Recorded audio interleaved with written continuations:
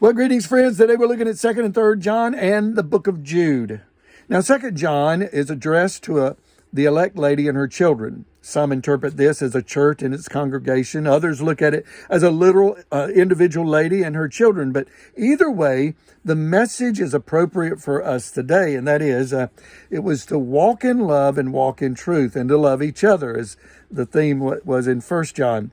3rd John is addressed to a man named Gaius, and he is warning him about another gentleman who's sowing discord among the church, named Diotrephes. He's also asking Gaius to commend another gentleman named Demetrius. But it's the book of Jude that I really want to focus our attention on. Jude was the brother of James, that is the writer of the book of James, who was also the half-brother of Jesus. So James and Jude were half-brothers of Jesus.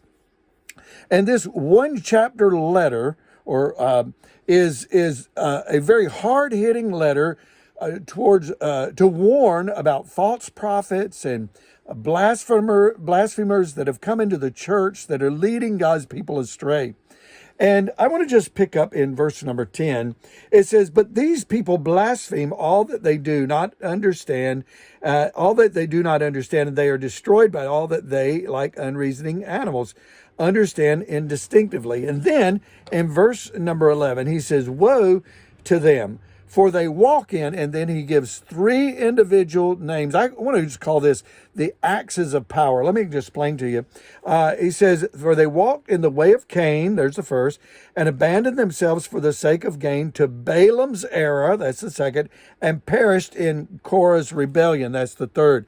In World War II, there were three nations that were called the Axis powers that fought against the Allies. These three major nations, there was some other nations that joined, but these three major nations was Germany, Italy, and Japan. Now, these three fought. They had a very corrupt ideology that they were trying to force upon the world. And though they were defeated, the spirit of that axis of power is still in our world today.